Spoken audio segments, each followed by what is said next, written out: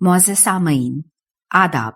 आज जो किताब आपकी खिदमत में पेश की जा रही है उसका उन्वान है पेतरस के मज़ामीन।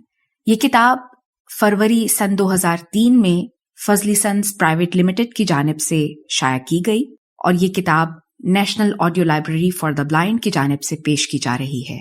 मैं हूं सदाकार हुमैरा तहसीन।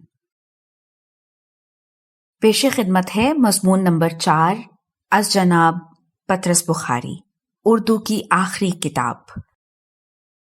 माँ बच्चे को गोद में लिए बैठी है, बाप अंगूठा चूस रहा है और देख देख कर खुश होता है। बच्चा हस्ब मामूल आंखें खोले पड़ा है।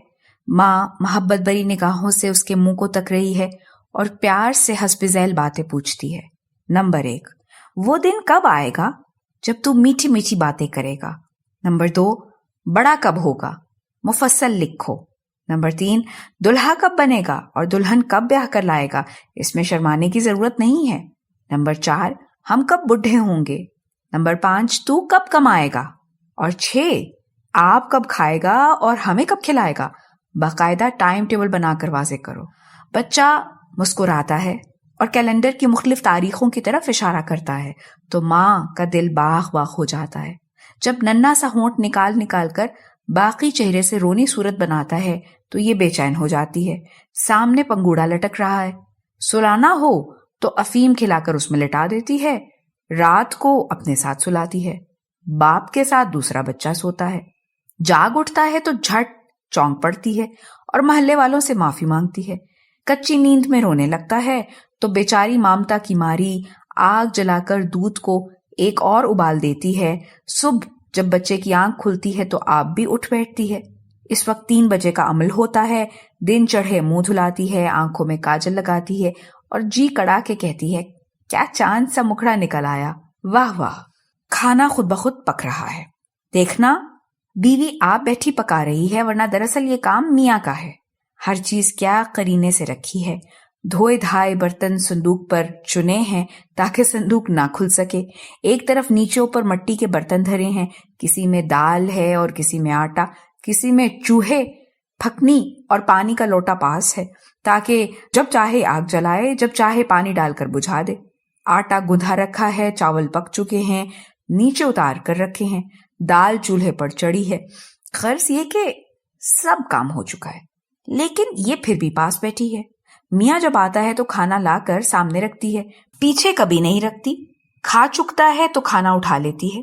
हर रोज यूं ना करे तो मियाँ के सामने हजारों रकाबियों का ढेर लग जाए। खाने पकाने से फारिग होती है तो कभी सीना ले बैठती है, कभी चरखा काटने लगती है। क्यों ना हो, महात्मा गांधी की बदौलत ये सारी बातें सीखी हैं। आप हाथ पांव ना हिलाए तो डॉक्टर से इलाज करवाना पड़े। धोबी आज कपड़े धो रहा है, बड़ी मेहनत करता है भाई। शाम को भट्टी चढ़ाता है, दिन भर बेकार बैठा रहता है। कभी कभी बैल पर लादी लाता है और घाट का रास्ता लेता है। कभी नाले पर धोता है, कभी दरिया पर, ताकि कपड़ों वाले कभी पकड़ न सके। जाड़ा हो तो सर्दी सताती है, गर्मी हो तो धूप जलाती है। सिर्फ बाहर के मौसम में काम करता है। दोपहर होने को आई, अब तक पानी में खड़ा है, इसको जरूर सरसाम हो जाएगा। दरख्त के नीचे बैल बंधा है, झाड़ी के पास कुत्ता बैठा है, दरिया के उस पार एक गिलहरी दौड़ रही है। धोबी इन्हीं से अपना जी बहलाता है। देखना, धोबन रोटी लाई है, धोबी को बहाना हाथ आया है। कपड़े पटरे पर रखकर उससे बातें करने लगा। कुत्ते ने भी देखकर कान खड़े किए। अब धोबन गाना गाएगी, धोबी दरिया से निकलेगा, दरिया का पानी फिर नीचा हो जाएगा। मियाँ धोबी, ये कुत्ता क्यों पाल रखा है? साहब, कहावत की वजह से। और फिर ये तो हमारा चौकीदार है। देखिए, अमीरों के कपड़े मैदान में फैले पड़े हैं, क्या मजाल कोई पास तो आ जाए। जो लोग एक दफा कपड़े दे जाएं फिर वापस नहीं ले सकते। मियाँ धोबी, तुम्हारा काम बहुत अच्छा है। मैल कुचैल से पाक साफ कराते हो और नंगा फिराते हो।